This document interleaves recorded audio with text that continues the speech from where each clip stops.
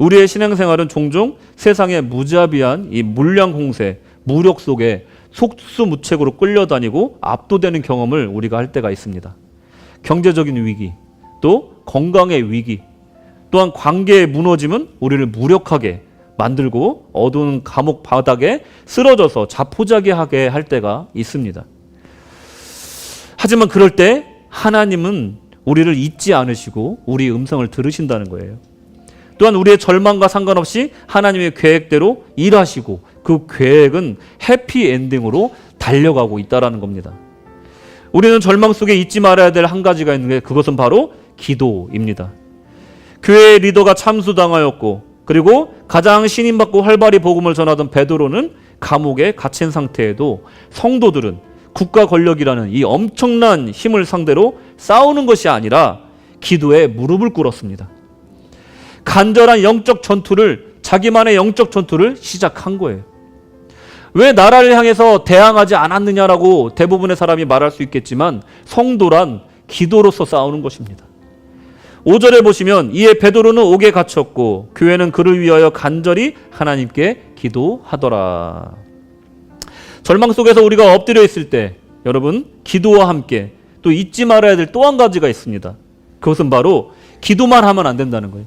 깨우시는 음성을 기다려야 된다는 겁니다. 그 음성을 또한 들어야 된다는 겁니다.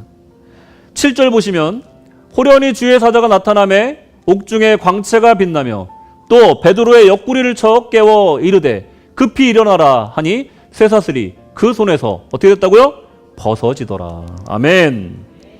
우리의 영혼의 어둠 속에서 또 우리의 절망 가운데 영적 무기력 가운데 세상에 눌려 자포자기할 때 하나님은 우리를 살포시 깨우신다는 거예요. 여기서 하필이면 천사가 베드로의 옆구리를 찔렀대요. 그래서 깨웠다는 거예요. 이 기록의 의미가 뭘까 한번 생각해 봤더니 이게 바로 하나님의 넛지구나 라는 생각이 들더라고요. 넛지가 뭐냐? 팔꿈치로 쿡쿡 찌른다는 뜻이에요. 이 경제 용어인데 뭐 정확한지 모르겠습니다만은 이 넛지는 이걸 사십시오, 이건 정말 좋습니다, 당신에게 필요합니다 라는 마케팅 전략이 아니라 그 중간 어딘가에서 이런 것도 있고 저런 것도 있어요, 필요한지 한번 살펴보세요 하고 슬슬 이렇게 찌르는 거예요.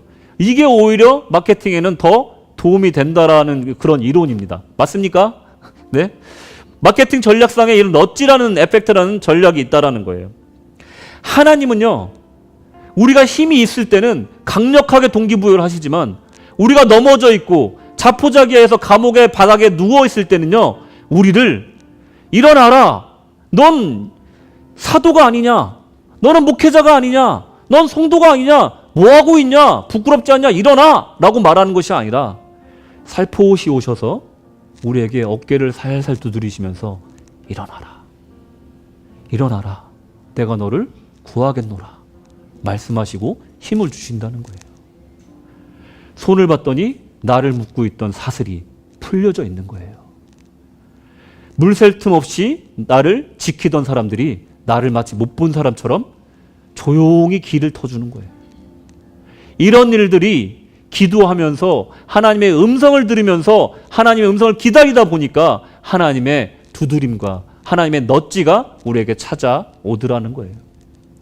보통 여러분들 기도 열심히 하신 분들 그냥 나의 감정과 나의 어떤 영적인 그런 자포자기 때문에 기도에 전념하다 보면 하나님의 음성을 놓칠 때가 많이 있습니다. 그때 열심히 기도하는 것도 중요하지만 하나님의 음성을 듣는 게 굉장히 중요하다는 거예요.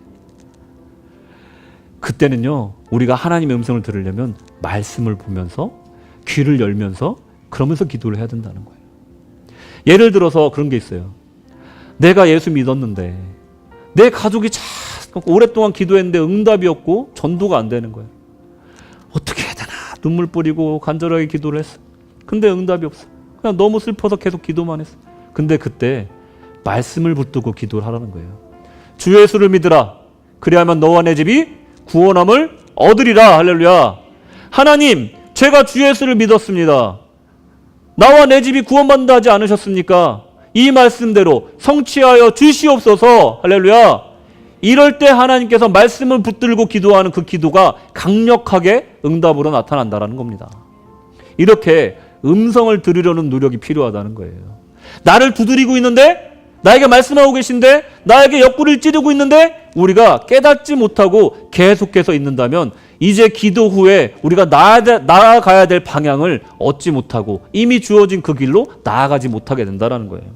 기도와 함께 우리가 기억해야 되는 것은 바로 음성을 듣는 것이다.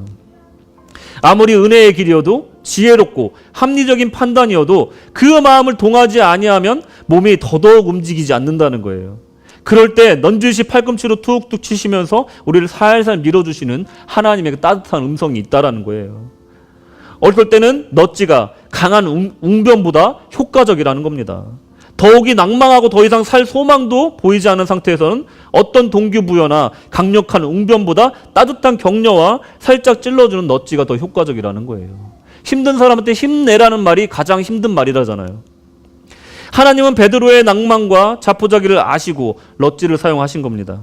기도와 함께 따뜻하게 우리를 북돋아 주시는, 격려해 주시는 하나님의 음성을 들을 수 있게 끝까지 포기하지 말고 기도하시고 들으시기 바랍니다.